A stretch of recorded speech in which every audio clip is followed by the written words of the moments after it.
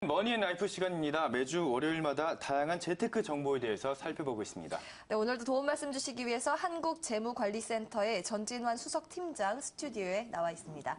안녕하십니까? 안녕하십니까? 네, 지난주에 저희가 이제 지출 관리에 대한 부분들 살펴봤는데 저축에 대한 부분들을 자세히 못 짚고 갔어요. 예. 이거 이어서 해볼까요? 예, 알겠습니다. 일단은 자산을 증가시키기 위해서 가장 기본적으로 생각해야 될 부분은 수입이 지출보다 많은 상태를 유지해야 되는 것입니다. 예. 네. 만약에 이 지출이 더 많다라고 하면 아무리 높은 수익률을 올릴 수 있는 어떤 능력과 어떤 기술이 있다라고 하더라도 투자를 할 수 있는 여유 자금이 없기 때문에 어떤 소득도 만들어낼 수 없습니다. 그렇기 때문에 일단 지출과 관련해서 특히 이 수입을 높은 상태로 유지하면서 이 현금 흐름을 잘 관리하는 것이 매우 중요하다고 할 수 있습니다. 예. 그 그림을 잠깐 함께 보시면은 그 효율적인 현금 관리를 하면서 예. 그리고 투자 전략을 잘 세워서 이 자산 배분 전략까지 해서 포트폴리오를 올바르게 구성하는 것이 필요할 것입니다. 네. 이렇게 함으로써 현금 흐름과 이 자산 관리의 균형을 잘 이루게 되고 또 저축 관리에 있어서 이 지출, 수입 대비 지출이 저축을 포함하여 90%를 넘지 않도록 이 포트폴리오를 구성함으로써 이 저축과 관련된 투자 전략들을 올바르게 전략해 나갈 수 있을 것입니다. 네. 특히 이 지출 관리를 효과적으로 하기 위해서는 이 통장을 어느 정도 배분해야 된다, 이런 말씀을 지난번에 하셨어요. 예. 굉장히 인상 깊었는데 이 부분 다시 한번 짚어주시죠. 예, 알겠습니다. 이 통장을 여러 개로 나누게 된다는 것은 바로 예. 재무 목표별로 이 투자를 분산해야 된다는 것을 의미할 수 있습니다. 네. 그래서 우리는 모두게 다양한 재무 목표들을 가지고 있습니다. 사실 네. 뭐 미혼이라고 한다면 어떤 결혼 자금을 마련하는 것이나 네. 아니면 주택 자금이나 또 뭐 개인적으로 필요한 여러 가지 자금들이 있을 수 있습니다. 이런 네. 재무 목표들을 세워보고 그 목표에 대한 우선순위를 결정하고 또 그거에 따른 목표 기간이나 또 목표 자금들 이러한 것들을 원칙들을 정해놓고 이 통장들을 운영하는 것이 필요한데 그때 이제 그림에서 여러 가지 통장들로 나뉘어서 있었다고 해서 네. 물리적으로 많은 통장을 가지고 있는 것이 아니라 이 개념적으로 목표에 따라서 분산해서 통장들을 관리하는 것이 중요하다고 할 수 있을 것 같습니다. 그러니까 재무 목표별로 투자 자금을 나눠서 관리하는 것이 중요하다 이런 말씀이신데 구체적으로 좀 팁을 주신다면요. 예. 그러면 이제 재무 목표별로 어떻게 이 구체적으로 목표를 설정할 수 있는지 이런 부분들을 좀 일련의 방법들을 좀 안내를 해드리겠습니다. 먼저 첫 번째 방송을 했을 때 막연한 목표로는 어떤 성공적인 재무 관리를 할 수 없다라고 제가 말씀을 드렸습니다. 예. 구체적으로 이제 목표를 설정하는 것이 필요한데 어떻게 할 수 있는지 한 가지 방법을 좀 말씀을 드릴게요. 먼저 첫 번째 단계로는 목표 설정을 하는 것입니다. 예. 그래서 앞으로 내가 어떠한 재무 목표들이 우리 앞에 있는지 이런 것들을 정리해 보는 것이 필요한데 미혼이라고 한다면은 뭐 각자 환경마다 다르겠지만 결혼 자금을 준비한다거나 아까 전에 말씀드렸다시피 어떤 자동차 구입 자금이나 아니면 주택 자금이나 뭐 이런 것들을 이제 내가 앞으로 어떠한 것들을 이룰 수 있는지 이런 목표들을 정리해 보는 것이 필요할 것입니다. 네. 네, 그리고 그 다음 단계로는 재무 목표와 관련된 목표 기간과 목표 금액을 설정하는 것입니다. 예. 이 부분은 제가 이제 표를 보면서 설명을 드리도록 하겠습니다. 예. 네, 실제 이제 상담을 통해서 28세 미혼의 남성 직장인의 어떤 재무 목표를 정리해 보았습니다. 이 남성 같은 경우에는 재무 목표로는 이 결혼 자금과 자동차 구입 자금, 또 주택 자금, 창업 자금, 은퇴 자금들이 필요하다고 정리를 해 보았고요. 예. 그리고 목표 기간으로는 이제 각각 이제 결혼 자금에는 3년, 자동차 구입 자금에는 4년, 주택 자금에는 10년, 창업 자금에는 20년, 또 은퇴 자금에는 35년이 이제 필요하다고 설정을 하였습니다. 그리고 이제 목표 금액들을 보게 되면 결혼 자금으로는 5천만 원, 자동차 구입 자금으로는 2천만 원, 주택 자금으로는 1억 5천만 원, 창업 자금으로는 2억, 그리고 은퇴 자금으로는 각각 이제 5억 정도가 필요하다고 이렇게 목표 설정을 함으로써 이제 앞으로 구체적으로 이제 목표들을 결정하는 사례들을 이제 볼 수 있었습니다. 네, 특히 말씀해 주시죠. 네, 이렇게 해서 이제 목표 기간과 목표 금액들을 결정했다라고 하면 제일 중요한 거는 이러한 이제 이런 목표들을 이루기 위한 목표 수익률을 결정하는 것이 제일 중요하다고 할 수 있습니다. 예. 그래서 이 현실적으로 사실 이러한 목표들을 이룰 수 있는 방법들을 찾아보면 매우 다양한 방법들이 있습니다. 그런데 이제 이런 이제 목표를 이루기 위해서 금융 상품들로 이런 목적을 이제 달성하고자 한다면은 목표 수익률을 결정하는 것이 왜 중요한데, 왜냐하면 이 금융 시장은 여러 가지 변수들을 가지고 있습니다. 오늘만 해도 이제 여러 가지 외환 위기나 이제 외국에서 들어오게 되는 다양한 변수들로 인해서 투자 시장들은 여러 가지 변수들이 있기 때문에 이 수익률을 고려할 때 여러 가지 점들을 이제 생각을 해 보아야 할 것입니다. 이 목표 수익률을 이제 결정하기 전에 이 기준점이 되는 것은 은행 금리가 있을 수 있습니다. 예. 네, 최근에 이제 은행 금리 같은 경우에는 우대 금리를 적용했을 때 정기 적금 같은 경우에 3% 정도의 이율을 받게 되는데 네. 그렇다고 해서 연수익률에 대한 목표를 3%로 잡는 것이 아니라 이 은행에 대한 금리보다 약간 높은 수준인 한 5%에서 6% 정도로 설정을 해보고 그리고 나서 여러 가지 변수들을 고려해야 될 텐데 그렇다고 해서 수익률을 너무 높게 잡게 되면은 아무래도 리스크가 많이 따라오기 때문에 여러 가지 또 어려움들이 있을 수 있고요. 네. 그렇다고 너무 수익률을 낮게 잡게 되면은 목표 기간 내 목표 금액을 달성할 수 있는 데 있어서 어려움이 있을 수밖에 없습니다. 그래서 네. 이런 여러 가지 변수들을 고려해서 이제 수익률을 결정하는 것이 매우 중요하다고 할 수 있을 것 같습니다. 네. 저는 그중에서 이제 가장 인상 깊은 부분이 이제 목표 기간을 기준으로 전략을 짜야 한다. 이 부분인 것 같습니다. 예. 목표 기간이 짧으면 짧을수록 좋겠죠. 예, 그렇다면 이제 단기적인 상품부터 한번 이야기해 주시죠. 예, 알겠습니다. 이 투자 기간별로 사실 이런 통장들을 분산하는 것이 가장 효율적으로 관리할 수 있는 방법이라고 할 수 있습니다.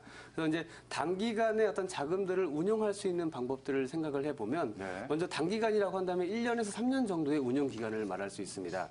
예. 그리고 이 재무 목표를 위한 여러 가지 이제 금융 상품들을 선택해 볼 수 있는데 이 부분도 이제 표를 보면서 설명을 드리도록 하겠습니다.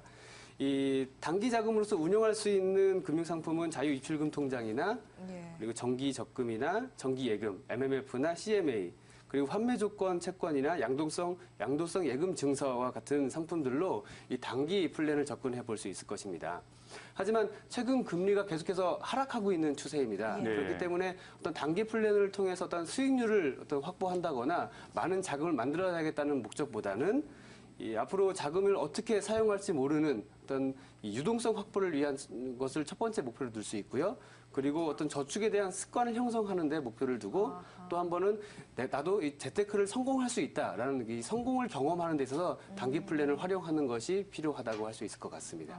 이렇게 단기 상품 운용 방법에 대해서 말씀해 주셨는데 그렇다면 중기로 들어가면 많이 달라지나요? 네, 중기로 들어가게 되면 사실 여러 가지 이 포트폴리오가 변경되게 됩니다. 네. 이 중기라고 하면 3년에서 한 5년 정도의 운용 기간을 말할 수 있습니다. 이 부분 역시 이제 표를 보면서 말씀을 드리도록 하겠습니다. 이 표를 보시면은 이제 이 중기 플랜으로서 접근할 수 있는 다양한 상품들이 있는데 대표적으로는 주식이나 채권 그리고 간접 투자 상품으로서 펀드나 주가 연계 증권인 ELS와 같은 상품들로 접근을 해볼 수 있습니다. 네. 그런데 이제 이 중기 재무 목표로는 여러 가지 이제 목적 중에 하나가 자산을 최대한 늘리는 데 있습니다. 그렇기 때문에 이 수익률에 대한 부분을 심각하게 고려해야 되는데 근데 앞서 말씀드린 것처럼 중기 플랜으로 접근할 수 있는 상품들은 이 투자 상품들이 대부분을 이루고 있습니다. 그렇기 때문에 보다 신중한 접근이 필요한데 이 단기 플랜처럼 어떤 단순하게 은행을 찾아가서 적금을 가입한다 이런 식으로 접근하게 되면은 요즘과 같이 이게 금융시장에 여러 가지 어려움이 있을 때 손실을 볼 수 있기 때문에 매우 신중하게 접근을 해야 될 것입니다. 그렇기 때문에 어떤 자신의 투자 성향에 대한 정확한 분석이 필요할 것이고 또 앞서 말씀드린 것처럼 목표 기간과 목표 금액, 목표 수익률을 같은 원칙들을 확실히 확립해놓고 진행을 할 때 이런 여러 가지 변수들에 대해서 흔들리지 않고 끝까지 포트폴리오를 잘 유지할 수 있는데 큰 힘이 될 수 있기 때문에 예. 이와 같은 원칙들을 잘 지키는 것이 필요할 것 같습니다. 예. 네, 단기, 중기 봤습니다. 그렇다면 이제 장기적인 자금 운영을 할 때 좀 유용한 팁을 또 주신다면 어떤 것들이 있을까요? 그만큼 변동성이 클 것 같습니다. 이 장기화 같은 경우는 보통 7년 이상, 10년 이상 되는 이제 플랜들을 장기 플랜이라고 이야기할 수 있습니다. 예. 이 장기 플랜에서 이제 우리가 생각해 보아야 될 부분 중에 하나는 수익률을 고려함과 동시에 안정성 역시 고려를 해야 될 것입니다. 예. 그만큼 투자되는 기간들이 길기 때문에 그러한데요. 보통 이 장기 플랜을 통해서는 초장기 상품인 이제 초장기 플랜인 어떤 연금이나 어떤 노후 자금이나 은퇴 자금들을 보통 이 장기 플랜을 통해서 마련하게 됩니다. 이 부분도 이제 표를 통해서 이제 한번 살펴보도록 하면요. 이 보험사 상품의 어떤 장기 저축 상품들을 선택할 수 있게 될 것입니다. 그래서 이런 상품으로는 저축성 보험이나 변액연금이나 변액 유니버셜 등이 선택되게 되는데 사실 이러한 상품들을 선택하기 전에 우리가 고려해야 될 부분들은 무엇이냐면 예. 이 공시율로 운용되고 있는 저축성 보험 같은 경우에는 공시율이 얼마나 되는지 이 변동금리라고 하면 변동금리 추이가 어떻게 되는지 또 최종 보증 이율이 어떻게 되는지 이런 부분들을 고려해 봐야 될 것 같고요. 그리고 이제 변액이라고 한다면은 사실 투자되는 상품입니다. 그래서 이 운용사들이 어떻게 잘 운용되고 있는지 그리고 이 과거 수익률이나 과거의 데이터가 어떻게 되는지 또 사업비와 관련된 부분들이 어떻게 운영되고 있는지 이런 부분들을 잘 고려해서 상품들을 선택하는 것이 필요합니다. 예, 그렇다면은 저희 같이 사회 초년병 입장에서는 단기 플랜이 더 유리할까요? 아니면 장기 플랜이 유리할까요?